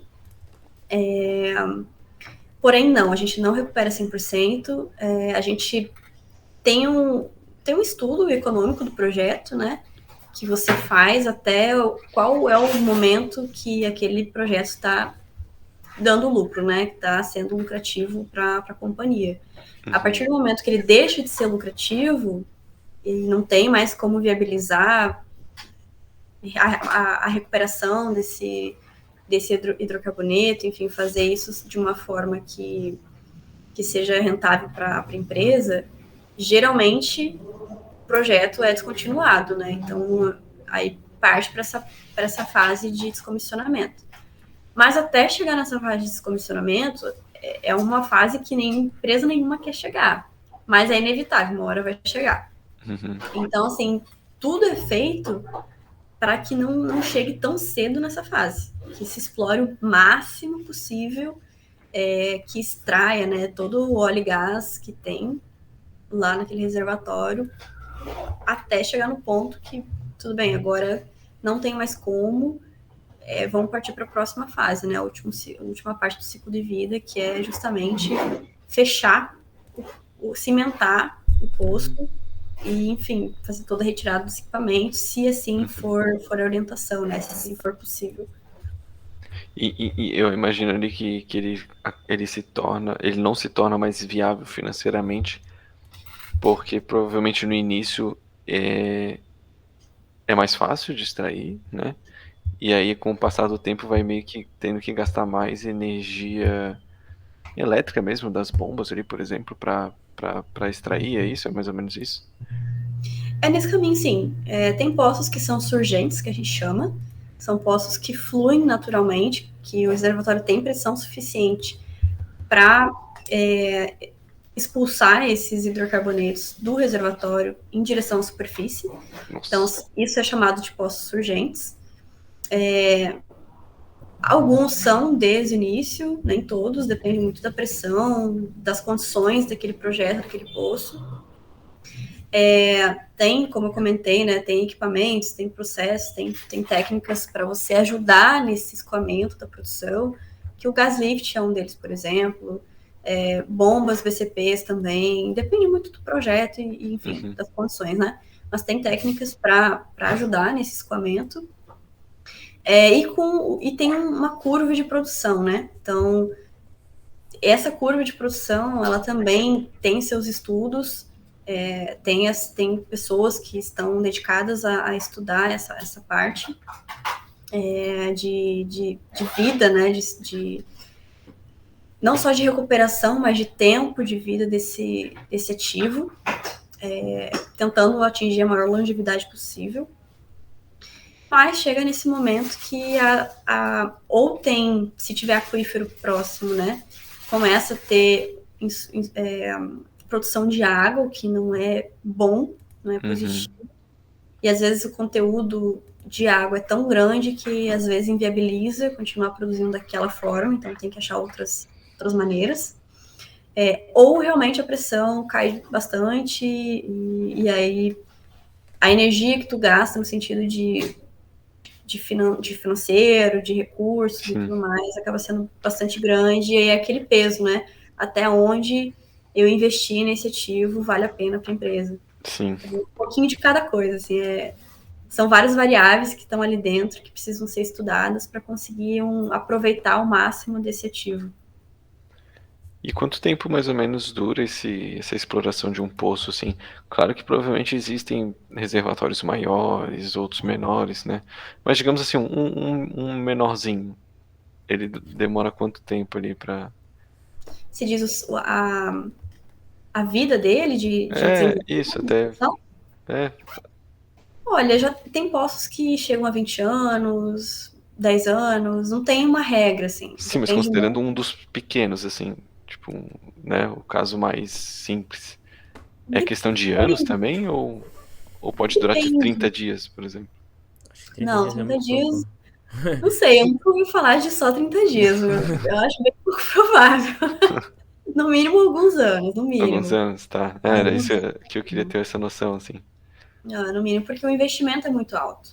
Então, para você conseguir ter o balanço positivo, você precisa conseguir, no mínimo, o break-even ali, né? Conseguir alcançar a produtividade suficiente para compensar os custos, os investimentos nesse projeto. Mas é claro que, às vezes, o perfura e o poço dá seco. Existe essa possibilidade, acontece bastante, inclusive. Mas aí por isso que... teve o prejuízo, o azar? Tem esse risco. Tem esse risco. Mas não tem como saber antes não é feito Tem muitos estudo? estudos, muitos testes que são feitos justamente para diminuir esse risco, né? De chegar lá, gastar tudo isso, investir tudo isso, e o poço tá seco. Tem Nossa senhora. sísmica, tem todo o mapeamento, tem testes, tem poço exploratório, poço pioneiro, né, no caso, que são poços que são feitos só para estudar aquele local. Tem toda a equipe de geofísico, de geólogo, de engenheiro de petróleo, que trabalham antes de ir lá e colocar a mão na massa, né? Vendo qual é o local que precisa ser perfurado, quantos poços devem ser perfurados, que tipo de poço vai ser perfurado, vai ser um poço vertical, vai ser um poço horizontal, qual tipo de completação precisa ter naquele local, que tipo de óleo a gente tem lá. Então tem todo um estudo que é feito para depois que passa essa fase inicial de exploração daquele ativo, e que a gente passa para a fase de desenvolvimento em si e começa a produzir, né? Então são fases, assim, e todas as medidas possíveis são tomadas, né, dentro do que a tecnologia nos oferece hoje, tecnologia e inovação, para que a gente evite ter essa situação de poço seco, né, por exemplo, ou inviabilizar a operação ali. Entendi. E o teu TCC, então, foi sobre abandono de poços, e tu falou sobre o que de abandono de poços? Eu fiz um apanhado da parte de regulamentação e apliquei 2 estudos de caso dentro da parte de poços. Então, eu coloquei as barreiras de solidárias de segurança, expliquei como que seria uma operação em si, né, tipo de equipamento. Entendi. E o mais legal, assim, nessa fase foi porque eu tinha o meu orientador, que era um professor da universidade, e o co-orientador, que era o meu gestor na empresa. E era o Shinichi Ohara, que é uma pessoa que eu tenho um carinho enorme, é um profissional brilhante, assim, com muitos anos de experiência.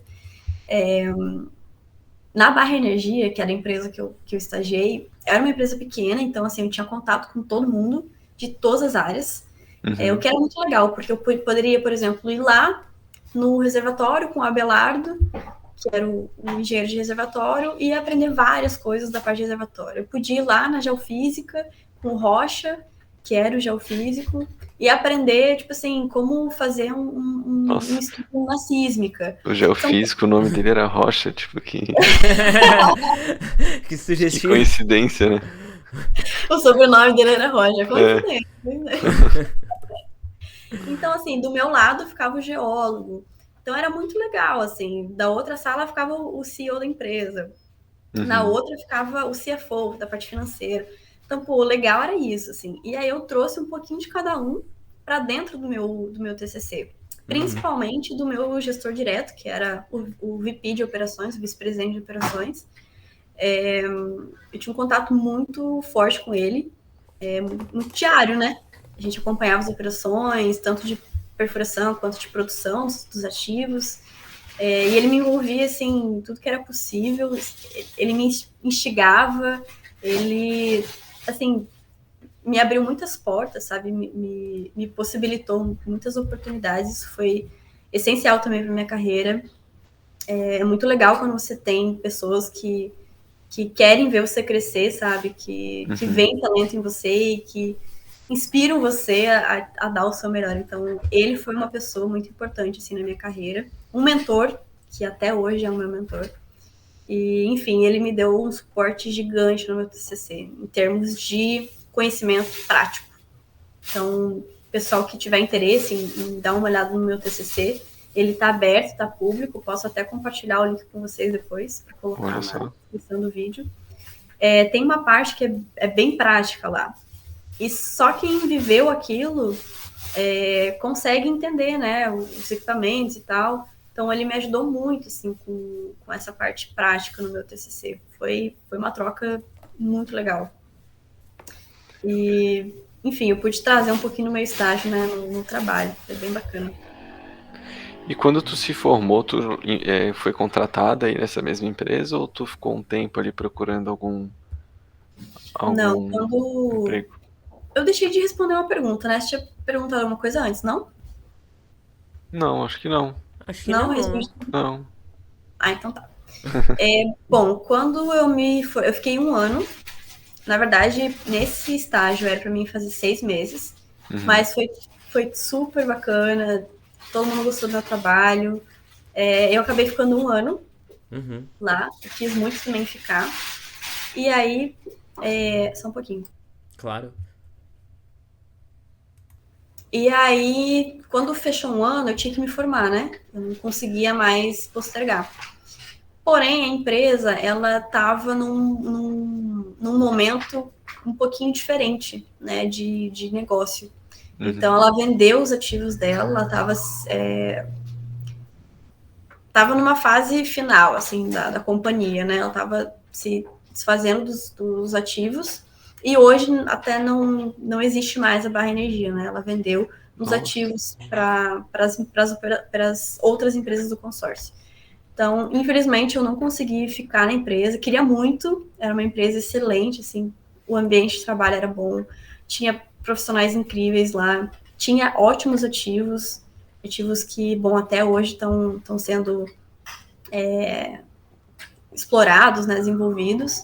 Então, assim, foi uma experiência sensacional para mim, porém teve um fim, mas, assim, eu só tenho a agradecer a todo o time, assim, principalmente ao Shinit, né, que me acolheu lá na empresa e me passou todo o conhecimento. E aí, depois que eu me formei, eu continuei aqui no Rio, de Janeiro, comecei meu mestrado na UFRJ, na COP, também nessa parte de petróleo, né, em energia, e passei num trainee na empresa chamada Rosen, que é uma empresa alemã, também é multinacional e tem um escritório aqui no Rio. E a gente trabalha eles trabalham, né, a Rosen trabalha como prestadora de serviço para a área de óleo e gás. Mas não trabalha só com óleo e gás, trabalha com mineradoras, com a parte de água, tem outras indústrias que ela também trabalha. Então foi uma experiência diferente. Eu trabalhava mais com integridade, voltado mais para essa parte de integridade, mais voltado ainda para corrosão. Então eu era especialista numa tecnologia chamada MFL, que é a parte de magnetização, a parte de pigagem. Então, foi uma parte técnica bem diferente. Trabalhei mais ou menos uns 2 anos com isso. Me aprofundei relativamente bem nessa parte. Trabalhou 2 anos fazendo mestrado junto. É isso? Mestrado junto. Fazendo mestrado junto e liderando em Brasil junto. Ou seja, não existia final de semana. Pra que dormir de meia-noite às 6, né, gente? Então, assim, Isso daí, tu entrou na empresa, se formou em 2019, né? Isso. Foi uma coisa engatada na outra, assim. E daí já se formou e, como tu falou, já fez um monte de coisa. Assim, eu sempre tô envolvida, né? Com várias coisas ao mesmo tempo. Como é que foi o teu processo que tu falou de entrada no mestrado, assim? O meu curso depende de cada programa. Cada programa tem um jeito de ingresso, né? Tem uma maneira de ingresso. O meu programa era uma fase de inscrição, tinha análise curricular, e aí você era aprovado ou não para o curso. Sim. Então, eu me inscrevi nesse, mas tinha outros que tinham provas, tipo de cálculo, de álgebra, outros que não tinha prova nenhuma, era só entrevista. Então, dependia muito, assim, do curso, né? O meu foi assim, como eu já tinha um background muito forte na área, já trabalhava na área, tinha feito um TCC na área, graduação na área, trabalhei muitos anos na SPE, que é aquela organização que eu comentei para vocês, né, que é muito ligada, que é isso, né, que respira óleo e gás. Então, foi natural para mim acabar seguindo nessa área. E a Rosen foi uma oportunidade que surgiu.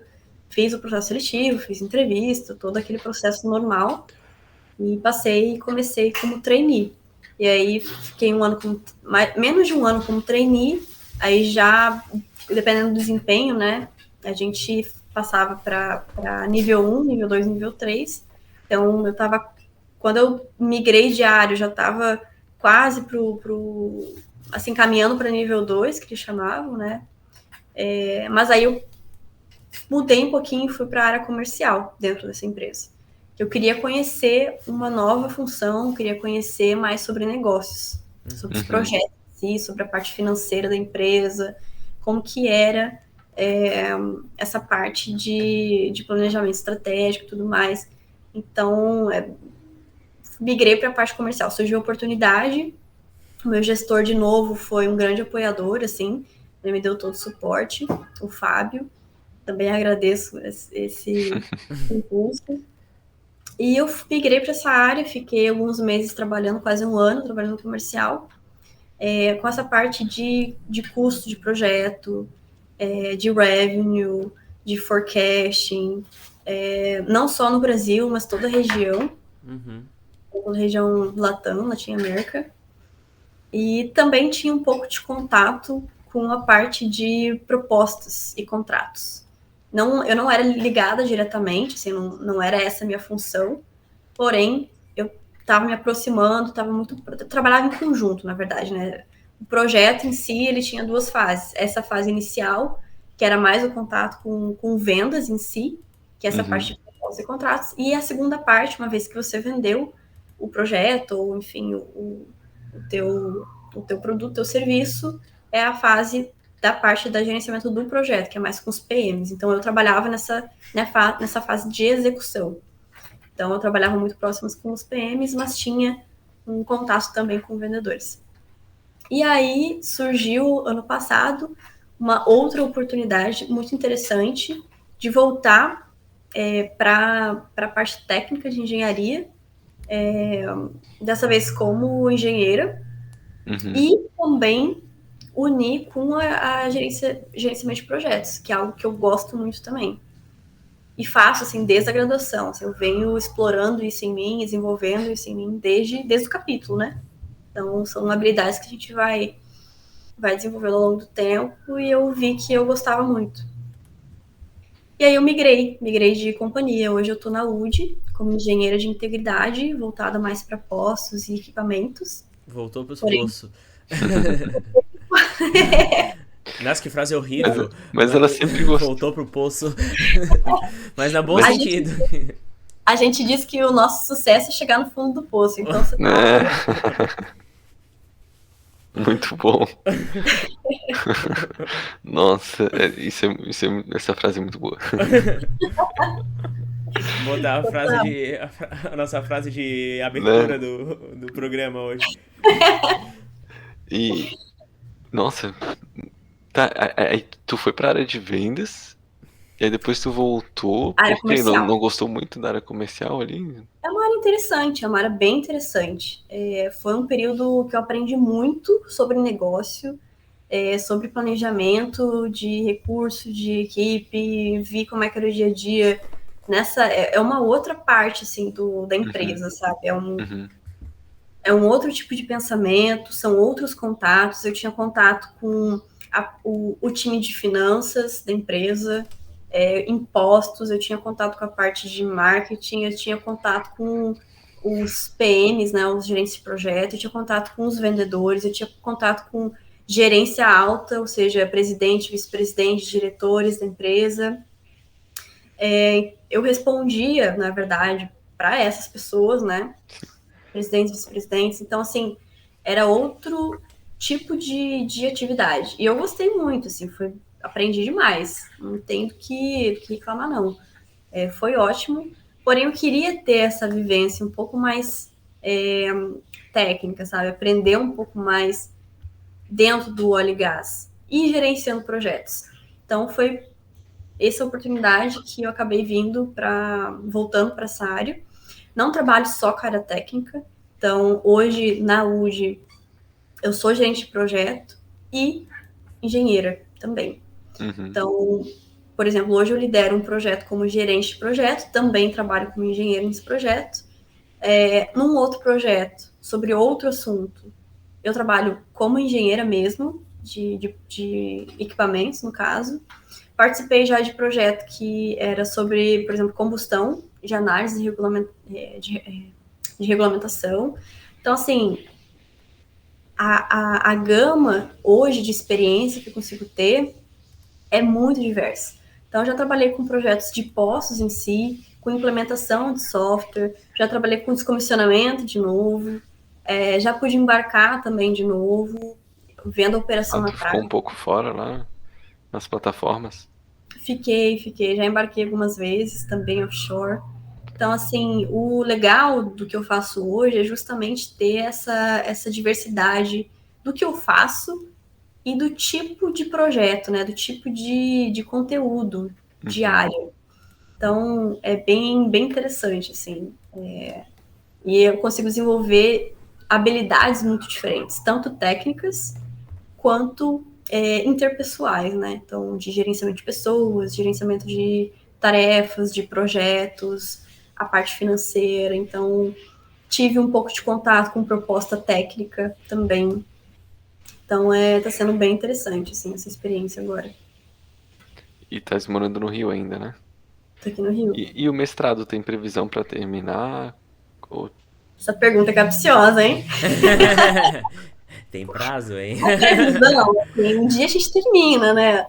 Mas eu tô na fase final já. Eu já fiz todas as disciplinas. Agora eu tô na parte de escrita da dissertação. Ah, tá, sim. Um pouquinho diferente do meu TCC. Meu TCC foi bem, assim, natural, fluiu, achei meu tema. Agora, no mestrado, tá sendo um pouco mais, assim, complexo. Eu Normal, ainda né? não encontrei o tema, assim, que brilha meus olhos para conseguir elaborar a minha dissertação. Não pense em Mas Tu continuar tô... com ainda os não tem o poços tema ali? ainda. Oi? Não pense em continuar com os poços ali? Alguma coisa? Penso. Mas, assim, dentro... Eu não sei se vocês passam por isso também na engenharia de vocês. Mas dentro de petróleo, a gente, para fazer estudos de caso, simulações, enfim, a gente precisa de muitos dados. Ah, sim, sim. Isso é um problema sério, assim. Então, isso acaba travando, assim, algumas ideias que eu, junto com a minha orientadora, né, tivemos. Então, a gente está ainda alinhando qual vai ser o tema e tal. Então, está no caminho, assim, eu prevejo que até o final desse ano, de repente até metade do ano que vem, eu concluo a minha dissertação e finalizo meu mestrado. Quase mestre. Né? E pretende seguir pro doutorado ou parou por aí e chega de cara acadêmica? Não, quero seguir sim, não agora. Não Uhum. agora, mas planejo sim fazer um doutorado. Eu vejo, assim, uma visão bem pessoal minha, que não tem como a gente seguir na parte técnica na indústria, evoluir na indústria, se a gente não evolui na parte acadêmica também. Eu acho que Sim. as duas coisas andam juntas, né? As empresas, a indústria e a academia.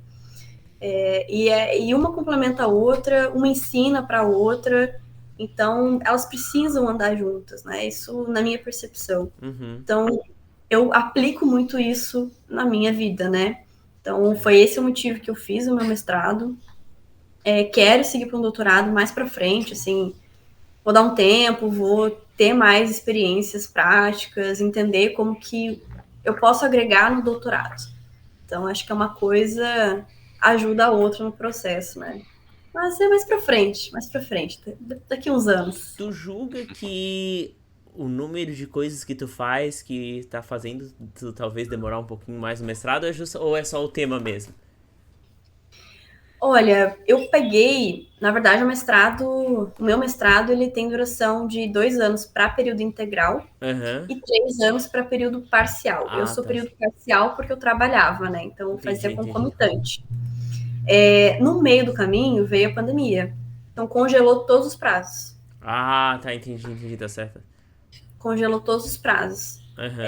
Então, por isso que acabou atrasando, né, a minha graduação, não, a finalização, né, do meu mestrado. Mas, assim, confesso que eu não vi nenhum problema nisso, não. Assim, hoje eu não tenho pressa, sabe, para formar. Eu acho que as coisas precisam acontecer no tempo que as coisas vão se encaixando, sabe? Sim. A oportunidade aparece, você está desenvolvendo um trabalho. Então, assim, eu não. Na graduação eu tinha muito isso, assim, eu pensava muito, preciso acabar. Hoje, assim, eu desenvolvi esse. eu diria talvez maturidade ou um pensamento de que não tem que ter pressa para nada, sabe? Quanto mais eu conseguir aprender aonde eu tô hoje, com as pessoas que eu tô trabalhando hoje, melhor, Sim, sabe? Não sim. é o canudo que vai, sabe, abrir alguma outra porta nesse momento que eu tô hoje. O que Uhum. importa para mim hoje é aprender. A maioria dos convidados fala isso, que tipo, não importa quanto tempo tu se formou, e sim o que tu fez extra, até tu mesmo falou isso durante o podcast, na graduação, porque isso é muito mais importante no fim. Exato, exatamente. E eu ouvi, assim, de vários professores, assim, vários mentores que eu tive ao longo da trajetória, que sempre falam, né? Encontre um tema que você realmente se empolgue para fazer, que você Sim, goste daquilo, que você tenha curiosidade. Uhum. Então, eu segui esse conselho no meu TCC, deu muito certo. E agora eu tô nessa fase de encontrar esse outro tema que eu vá desenvolver, que tenha profundidade suficiente, né? Porque no mestrado é um pouquinho diferente da graduação. Você precisa ir um pouco além, né? Então, o tema que você escolher, ele precisa te dar esse espaço para você explorar mais a fundo. sim. Então, eu tô nessa fase agora. Mas eu não tenho pressa de me formar, não. Eu acho que o tempo que você passa para se formar também não diz nada sobre você. O que você faz nesse período, sim. O que você consegue alcançar e se desenvolver nesse período é o que realmente importa, assim. Tu falou pra gente antes da gente começar o podcast que tu tava trabalhando com consultoria também, é isso mesmo? É nessa mesma empresa que tu trabalha com consultoria ou é por fora? Na verdade, a Wood ela é uma empresa de engenharia e consultoria. Eu Uhum. trabalho na parte de consultoria da empresa. Então, a minha equipe é uma equipe que é especializada em integridade de ativos. Mas a gente presta consultoria para as empresas, né? A gente vende serviços de consultoria. Uhum. Então, não é algo por fora, não. É o business da empresa mesmo, que é assim. Por Uhum. isso que tem justamente esse é o motivo de a gente ter tanta variedade de conteúdo, de projetos, de times, justamente porque a gente tem diversos clientes, diversas áreas, diversas necessidades e a gente vai atendendo com a nossa expertise. Uhum. Uma coisa que tu falou ali durante o podcast, que na graduação ali em meados de 2017 teve uma crise, que o preço do petróleo estava, né, muito baixo, e aí foi até um pouco difícil de encontrar ali estágio e tal, né? Teve até gente que andou mudando de curso e tal ali, né? Teus colegas. Atualmente, nos dias de hoje, a gente vê aí que o preço da gasolina está subindo. Eu acredito que o preço do petróleo esteja um pouquinho mais elevado, né, do que naquela época. Isso significa que o mercado de trabalho do engenheiro de petróleo está um pouco mais aquecido também, tem mais oportunidades. As empresas estão necessitando mais de vocês. Dá para ter essa relação Hoje, direta, assim? hoje o mercado de trabalho está aquecido, realmente, assim, eu vejo conversando, né, trocando com os colegas e vendo as oportunidades, realmente está surgindo muita vaga, né, para pessoa sênior e para estágio. Então, são dois profissionais que estão sendo bastante procurados agora. Então, é um bom momento aí na indústria. Nem sempre foi assim, é uma indústria cíclica, né? Como acredito que a outra moça já tinha comentado, né? Então tem altos e Uhum, baixos, faz parte, sempre foi assim. É commodities, né? Então tem essa certa instabilidade, mas petróleo e gás, ele é essencial na nossa sociedade. A gente não tem hoje, nesse momento que a gente está hoje vivendo, não tem como ficar sem petróleo e derivados do petróleo. Então, não tem como do dia para a noite simplesmente parar todos os projetos, parar de explorar, parar de desenvolver, porque não é sustentável economicamente, em termos de desenvolvimento para a sociedade também. Então, sempre vai precisar de profissionais nessa área. Eu vejo o engenheiro de petróleo assim como um profissional muito versátil, um profissional que aprende um pouco de cada engenharia, um profissional que está muito aberto a aprender novas coisas, porque dentro de óleo e gás a gente tem muitos desafios técnicos, de tecnologia, de inovação. Então, são profissionais que precisam sempre estar buscando novas soluções, se aprimorando, Só um pouquinho. Claro. Vai. Então, sim, tá aquecido agora, é cíclico, é preciso que os profissionais se planejem, né, para isso, para esses momentos. E, bom, é isso, assim, não tem muito mistério. Sim. Não, isso é algo bom de saber, assim, né? Como tu falou, não tem como do dia pra noite parar de trabalhar com petróleo, né? Por exemplo, se em algum momento nós, como humanidade, encontrarmos alguma alternativa ao petróleo, né? Que substitua 100% o petróleo, quanto tempo levaria, assim, mais ou menos, para pararem de usar o petróleo, tu acha? Por exemplo, se descobrirem hoje, provavelmente já não vai mais valer a pena eu começar um curso de engenharia de petróleo hoje, né? Mas se descobrirem hoje e eu já tô ali no meio do curso e tal, ou já tô me formando, quanto tempo eu ainda teria ali para aproveitar esse mercado de trabalho? Nossa, que Olha, perguntas.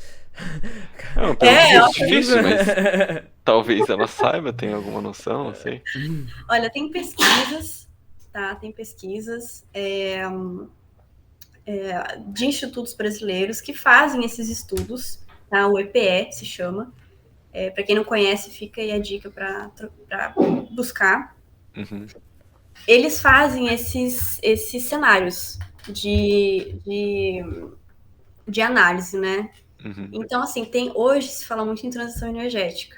Então, tem outras formas já, tem outras matrizes energéticas além do óleo e gás. Mas, assim, o óleo e gás, ele não é só combustível, né? Alguns medicamentos têm compostos derivados do petróleo, o plástico, o asfalto, são, assim, a grande maioria, os cosméticos, a grande maioria das coisas que a gente usa no nosso dia a dia vai na composição algum derivado do petróleo. Então, não vejo num futuro tão próximo, digo assim, em 10 anos, 20 anos, eu não vejo assim essa escassez tão grande dentro dessa área de óleo e gás, justamente porque a gente precisa muito do óleo e gás. E o Brasil, ele está num processo, né, a gente anda a passos um pouquinho diferentes dos passos de países como Inglaterra, Estados Unidos, né? Então, assim, não se preocupem, tem muita oportunidade, tem muito espaço aí para os profissionais. E, assim, caso a pessoa, não conseguir ou vi que não é para mim, a área de óleo e gás, sempre é possível migrar para outra engenharia ou para outra área. Então, tem muitos casos, como eu comentei, né, no início, de pessoas que foram para a área de finanças, trabalhar com investimentos, outras pessoas que foram para desenvolvimento de negócios, pessoas que foram para a área comercial. Então, não necessariamente você precisa continuar na engenharia, primeiro, né, de tudo. Sempre tem como se migrar totalmente de área em si, mas também de indústria. Então, recentemente eu estava conversando com uma profissional, ela é mais sênior, tem mais de 20 anos aí de carreira. Ela começou na área automotiva, ela foi um pouco inverso, ela começou na área automotiva e passou para a área de óleo e gás, depois de 10, 15 anos de carreira. Então, no caso dela, ela já tinha aprendido tudo que poderia aprender naquele local que ela estava, ela tinha passado por diversos já cargos, né, e funções diferentes, desde o técnico até de liderança, e ela queria um novo desafio, uma nova área, aprender coisas novas, e acabou migrando para a área de óleo e gás. Apareceu oportunidade no momento certo, ela estava preparada, estava ali, e ela conseguiu migrar. Então, existe essa possibilidade também. Acho que são infinitas as oportunidades e possibilidades, é mais ter algumas variáveis alinhadas para dar certo, né? Não é só estar preparado, ter o conhecimento, ter experiência. Tem que estar no momento certo, na hora certa, com as pessoas certas. Né? Bom, então acho que a gente pode dar aí os minutinhos para Eduarda dar os conselhos finais. Guilherme, eu tenho mais alguma dúvida? Não, porque perguntar. como ela manteve uma área fixa, assim, tirando no meio do caminho entre o final da graduação e o trabalho atual, ela falou bastante, assim, dessas questões de postos, achei bem interessante. E então eu queria deixar o espaço agora, né, pra tu dar um conselho final para quem tá, pros nossos ouvintes, eu sei que tu já deu alguns, mas algo que tu considera bem relevante.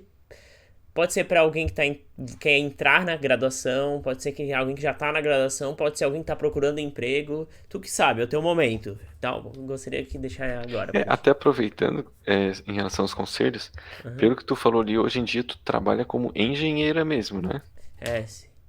Tipo, lá na carteira de trabalho tá engenheira, né? Tipo, porque muita gente tem essa questão assim acha que se formou já vai ter que trabalhar como engenheiro, né? E é um pouco, não é tão simples assim conseguir isso, né? Então, se tu puder também encaixar os conselhos que tu vai dar com essa questão, né, de como que a pessoa pode lidar com isso, se ela tem que ter realmente uma paciência, ou como que ela pode fazer para talvez chegar nesse cargo mais rápido, né? Enfim, falar um pouquinho sobre isso também. A primeira oportunidade de trabalho, eu não fui como engenheira, eu fui como analista. Então, isso é muito comum, né? É o que acontece com a grande maioria dos engenheiros. Então, essa oportunidade foi bem, bem, bem bacana, porque eu vim como engenheira e como gerente de projetos. Então, foi uma mega oportunidade, né, de mostrar aí a minha competência e o meu talento, e eu super agarrei, né? Mas, assim, quem não conseguiu entrar logo de cara como engenheiro, não se preocupe. Se é isso que você realmente quer, você vai criar o seu caminho para conseguir chegar lá. A trajetória não é aquela reta, né, de A até B, que a gente gostaria, né? Mas as curvas que a gente faz aí no caminho para chegar até o ponto que a gente deseja são importantes para o crescimento, são experiências que são muito válidas, que te ensinam, que te fazem evoluir, né, como pessoa, como profissional. Então, não perca a fé, né, continue trabalhando, continue se desenvolvendo, buscando, se conectando com as pessoas das áreas que você quer trabalhar, atuar. E a paciência é o ponto que pesa um pouquinho, né? Mas infelizmente ou felizmente, a paciência também faz parte do processo. E, bom, o meu conselho, assim, geral para as pessoas vamos sonhar grande, né, gente? Sonhem grande, sem medo, sem receio, fora da caixa, sabe? Eu sempre, internamente e externamente, né, eu repito isso, que há grandes feitos quando existem amor, atitude, coragem e persistência, né? A paciência entra aí nesse combo para seguir os nossos sonhos, as nossas metas e acreditando sempre que a gente consegue, que a gente vai chegar lá, que a gente tem o potencial e tá trabalhando duro para isso, né? Então, é isso que me estimula, é isso que me motiva. E fora isso, assim, o que eu tirei de aprendizado, assim, mais interpessoal, assim, mais para a vida da graduação, é viver o máximo que eu posso de tudo, do momento que eu tô, das pessoas que estão trabalhando comigo, que estão convivendo comigo, das experiências que eu posso ter, porque o tempo passa e aqueles bons momentos e aquelas vivências ficam e nos fazem crescer, né? Então, esse autoconhecimento do caminho também é super importante. E principalmente, né, fazer o bem, espalhar o bem por onde a gente passa. Então, são coisas que eu trago da minha vida, aplico na minha vida e super deixo aqui como dica para vocês. Então tá, Eduardo, agradeço a sua presença. O Rodrigo quer fazer mais uma consideração? Não, é só agradecer também a Eduarda aí por ter contribuído com o ponto de vista dela sobre a graduação de engenharia de petróleo, dar também essas dicas aí sobre o mercado de trabalho, né, compartilhar as experiências dela, foi bem bacana. Lembrando também que se alguém ficou com alguma dúvida aí, deixa nos comentários embaixo do vídeo, a gente pode responder ou até mesmo entrar em contato ali com a Eduarda para ela nos ajudar a responder a dúvida. Também siga a gente no Instagram, @3endpodcast, que deve estar aparecendo no lado do vídeo da Eduarda aí. E também pode nos contactar lá pelo Instagram, se quiser participar do nosso podcast também, né? Se conhecer a gente alguém, é bem aberto. Né? Isso, indicar alguém também. E se você quer alguma engenharia, alguma coisa que a gente não falou, eu sei que a gente tá devendo engenharia de materiais, engenharia de alimentos. engenharia acústica que a gente tá prometendo há anos aqui, mas É. Mas, em geral, se você conhece alguém dessas engenharias que não vieram aqui, também nos sugira. A gente está sempre disposto a abrir o nosso espaço para quem quiser participar. Mas então é isso, Então é gente. isso. É isso, Rodrigo? Isso. Então tá, muito obrigado, Obrigada, Eduardo. Oi, o que falasse? Obrigado, pessoal, por abrir esse espaço aqui. Foi um prazer trazer um pouquinho da minha área, um pouquinho do meu trabalho, né, da minha trajetória. Espero poder inspirar vocês aí de casa. Qualquer dúvida, estou à disposição. Pode me adicionar nas redes sociais, LinkedIn, Instagram. Pode entrar em contato. Para as iniciativas do Em Brasil também, serão super bem-vindos. Foi um grande prazer. Obrigadão. Nós que agradecemos, Eduardo. É uma engenharia diferente, né? Foi bem legal a gente falar sobre isso. Sei que é parte bem técnica, mas querendo ou não, é um assunto que tá sempre em voga, né? Daí é bom ver realmente alguém que tá falando dessa parte técnica. Então tá, gente. Muito obrigado. Vamos encerrando o vídeo por aqui e até a próxima.